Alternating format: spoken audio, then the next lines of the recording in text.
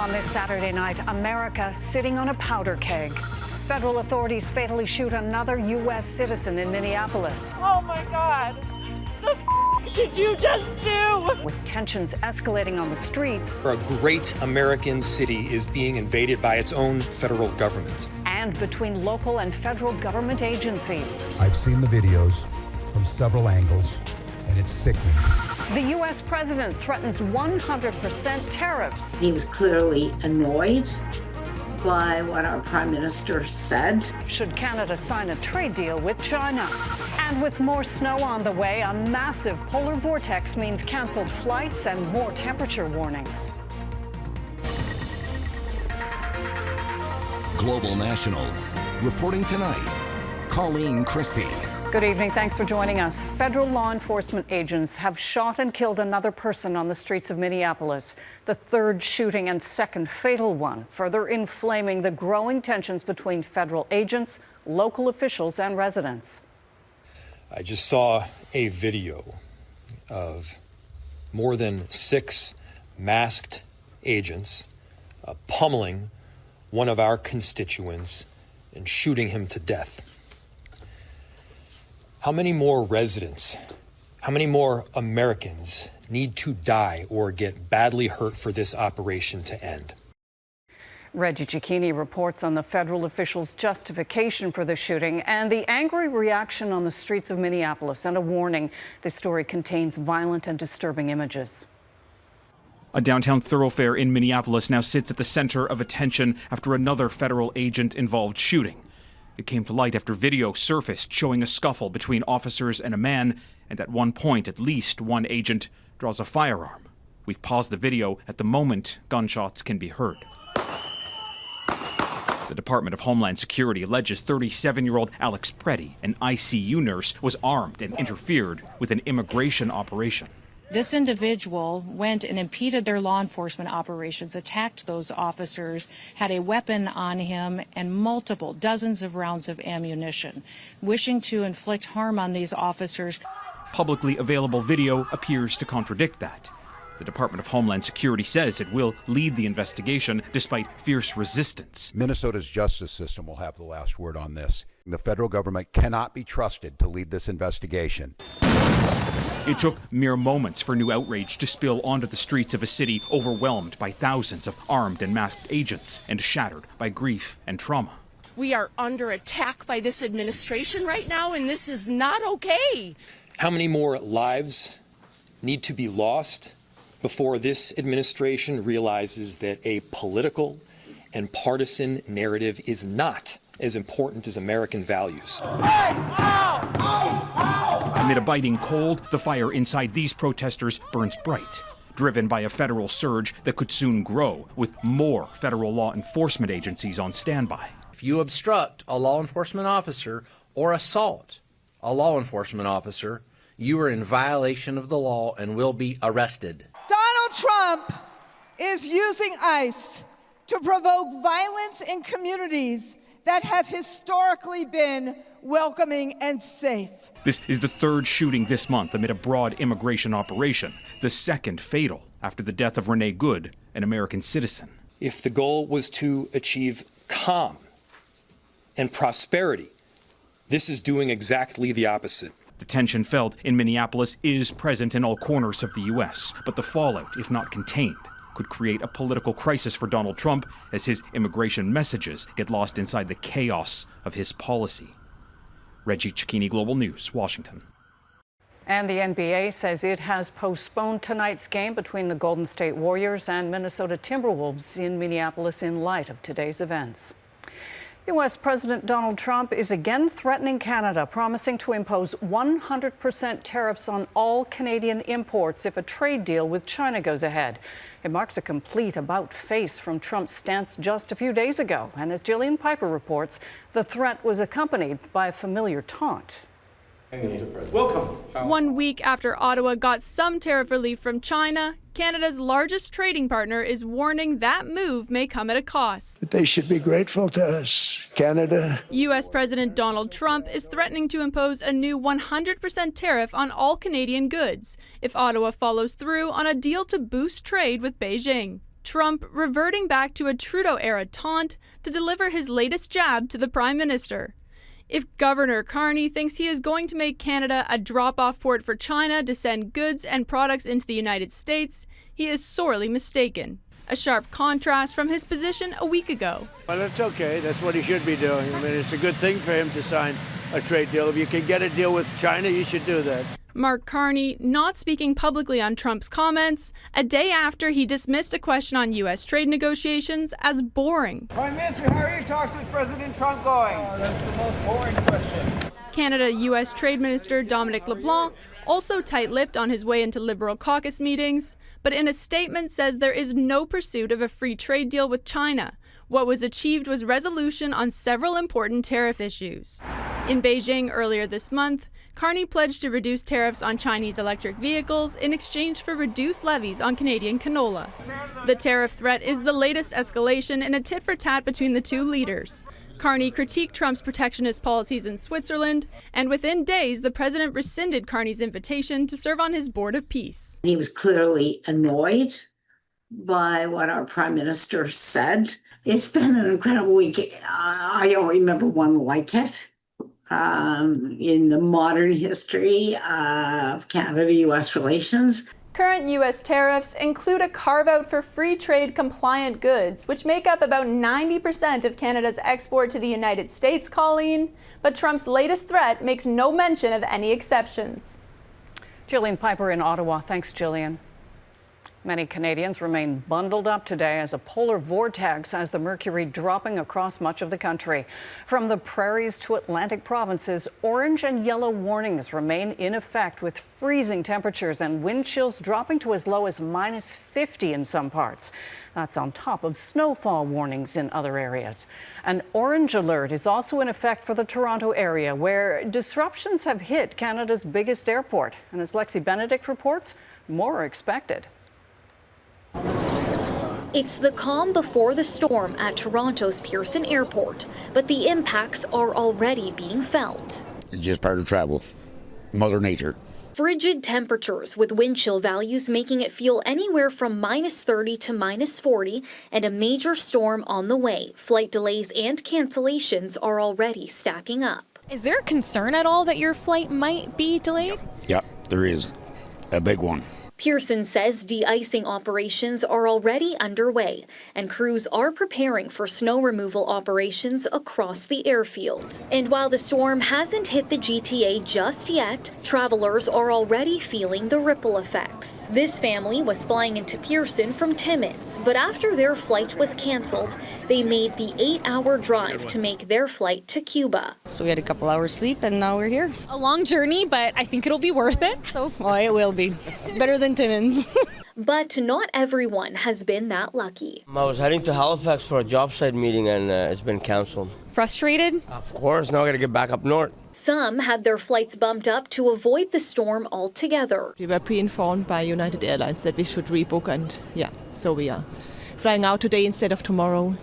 Air Canada says extreme cold is causing delays in Toronto and Montreal. The airline warns the polar vortex could impact operations across Canada and the U.S. in the coming days. WestJet has also issued similar advisories for those heading to and from Halifax, Moncton, Montreal, Quebec City, and multiple locations across southwestern Ontario, including here in Toronto and south of the border for Atlanta, New York, and Houston. So while we are seeing many flights that are canceled and delayed, there are still flights that are on time. And many travelers we spoke with today say they're just happy they get to leave before Sunday's expected storm.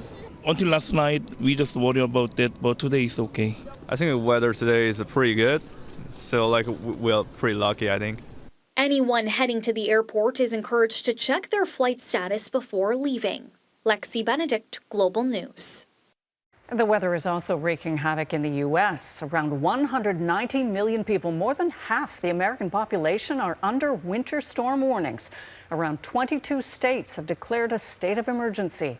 From New Mexico all the way up to New England, temperatures as low as -40 are being recorded, along with snowfalls measuring as much as 30 centimeters. More than 95,000 power outages were reported across the U.S. this morning, and around 10,000 flights have been canceled for the weekend. Peace talks in Abu Dhabi between Ukraine, Russia, and the United States have ended without any agreement. While negotiators were meeting, Russia launched a huge attack on Ukraine, killing at least one person and leaving hundreds of thousands to brave yet another night in sub-zero temperatures. Redmond Shannon reports. As many Ukrainians feared and expected, the Russian bombing resumed Friday night, with hundreds of strikes on the capital, Kyiv, and the second largest city, Kharkiv, hitting residential areas in both cities. This woman says she doesn't know where she'll spend the night, with temperatures dropping to minus 14 degrees. Just hours later, talks to end the war resumed in sunny Abu Dhabi. Negotiators from Kyiv, Moscow and Washington meeting for a second and final day. The first such talks of the war, but with no apparent agreement. The final sticking point remains the 11% of the Donbass region that Russia wants but has failed to capture. Ever careful to show gratitude to US President Donald Trump for peace efforts, Ukraine's Volodymyr Zelensky stressed the positives, saying the conversations were constructive and that talks could resume potentially as early as next week. Instead, his foreign minister played bad cop, posting peace efforts for Ukrainians. This was another night of Russian terror, adding that Putin's missiles hit not only our people, but also the negotiation table. Those missiles also hit energy sector targets again, leaving hundreds of thousands without power. Neighbours Victoria and Lyubov have resurrected old-fashioned ways of keeping warm, heating bricks and metal on a stove. Lyubov says this iron has been under the stove for many years, and now it comes in handy again. Victoria asks, what else can we do? You have to be optimistic. Redmond Shannon, Global News, London. Two major European airlines are suspending flights to the Middle East due to rising tensions between Iran and the U.S. Air France and KLM are stopping service to destinations including Tel Aviv, Dubai, and Riyadh. On Thursday, U.S. President Donald Trump renewed warnings to Tehran against killing protesters or restarting its nuclear program. Aircraft carrier USS Abraham Lincoln and several guided missile destroyers are set to arrive in the Middle East in the coming days. Iranian officials say any U.S. strikes would be treated as all-out war. U.S. forces have blown up another small boat in the Pacific, claiming it was carrying drugs. The U.S. Southern Command says the operation was carried out in the Eastern Pacific along a well-known drug trafficking route. 2 people were killed in the strike, and the U.S. Coast Guard was dispatched to rescue one survivor. This is the first known strike since American forces captured Nicolas Maduro in Venezuela on January 3rd. 125 people have been killed in the U.S. campaign against the boats. Growing fear and frustration in communities under siege. Coming up, why many feel authorities aren't doing enough to end an extortion threat crisis in B.C. A frightening surge in extortion threats and shootings in British Columbia has communities on edge and is putting increased pressure on police and governments to end it. And now, as Neetu Garcha reports, comments from the head of the RCMP's extortion task force have sparked public backlash and a warning from the province's premier. Fear is reshaping daily life in parts of British Columbia. Police say they're investigating people being contacted directly with demands for money backed by threats of violence. In some cases, shootings have targeted businesses like restaurants and retail shops, as well as people's homes. People are frightened, they are concerned, they are sending their children out of the city. The Surrey Police Service says so far in 2026, it's recorded 34 extortion reports involving 21 victims, most targeted more than once, and 7 extortion-related shootings. Last year, it was 133 extortions with 88 victims and 49 shootings. Local police say with criminals changing their tactics, they're not ruling out calling in the military. If it continues, I will be asking for more resources. Evidence-based, evidence-based. And where do I need those resources? And the 2 streams are investigative and then visible presence in uniform in the community. Whether it amounts to a crisis became a flashpoint after these remarks by head of BC's Extortion Task Force, RCMP Assistant Commissioner John Brewer. There's not a crisis. A crisis is what's happening out there with drug overdoses. That's a crisis. People are dying. This is a threat to public safety. It triggered public backlash and a frank response from Premier David Eby. If Mr. Brewer does not feel that urgency, does not feel that this is a crisis, then perhaps he's not the right person to head up this task force. Brewer later apologized for his comments, asking to focus on progress police have made. There have been 7 arrests and charges connected with the work of the task force, 9 removals from Canada. The provincial government says its response includes new funding aimed at strengthening investigations, more than $600,000 to expand the provincial forensic firearms lab. BC's public safety minister says the violence requires an urgent, coordinated response. We're always looking for ways to ensure that the criminals who commit these crimes, if they're not legal to be in Canada, are removed. And so we're pleased to see that there's legislation that the federal representatives will be considering. The federal government points to funding for the BC Extortion Task Force and support for victims, but stops short of using the word crisis. For anyone to say that isn't a crisis, I don't know what they're waiting for. Communities across multiple provinces, including Alberta and Ontario, have also been affected, putting governments and police under growing pressure to prove their response is matching the scale and persistence of the violence. Neetu Garcha, Global News, Surrey, BC. Ahead, fast-tracking high-speed rail for major transportation hubs.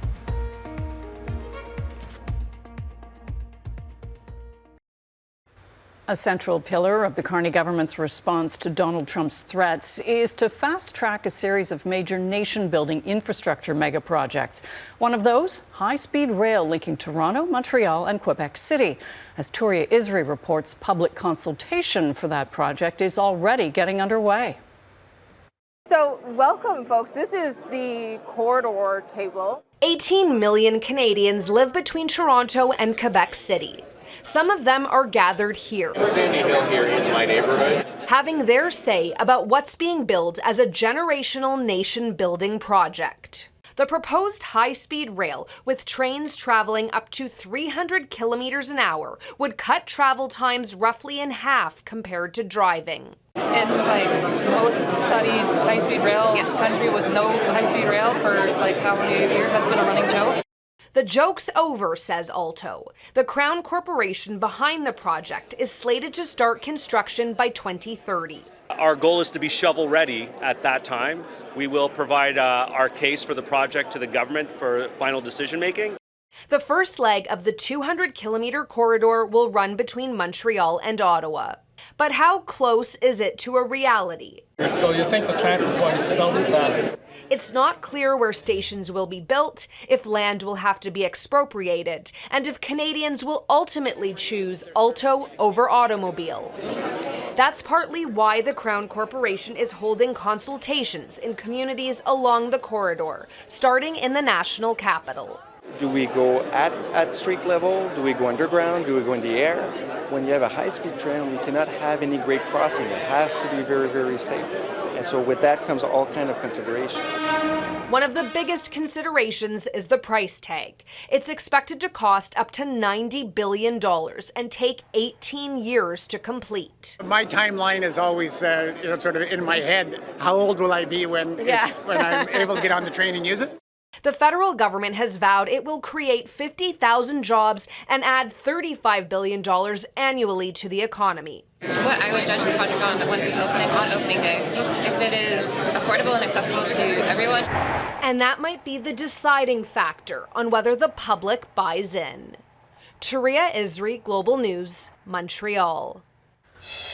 On the eve of Robbie Burns Day, braving an outdoor rink, Scottish style. Next.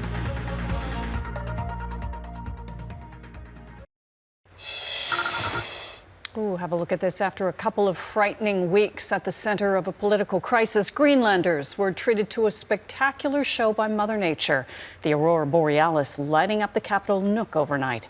The vibrant display is caused when charged particles from solar storms collide with the Earth's atmosphere. With the Arctic blast rolling through much of the country, staying warm indoors is the name of the game. But as Johnny James reports, in New Brunswick, they're lacing up their skates and swapping winter gear for kilts.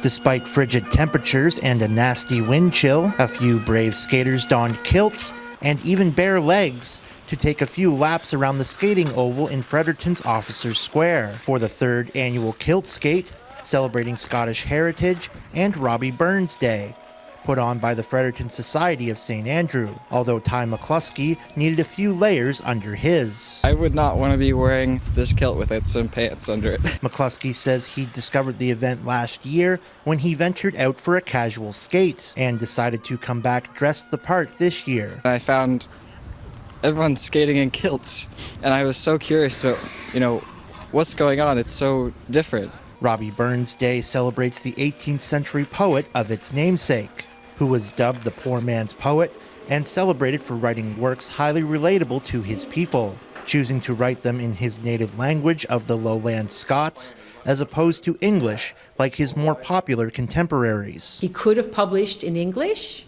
and become very, very popular, like a lot of the English poets that we continue to remember, but he chose to be of the people. In addition to the skate, there was music, dancing, and traditional Scottish foods, including one Wallace Casey says a Scottish celebration can't go without. Haggis, for sure. There has to be haggis. Johnny James, Global News, Fredericton. Has to be haggis. That's Global National for this Saturday night. I'm Colleen Christie. Tonight's Your Canada is St. John's, Newfoundland and Labrador. We love seeing Your Canada. Please keep emailing your photos to globalnational@globalnews.ca. Thanks for watching. Hope you'll join us again tomorrow. Have a great night.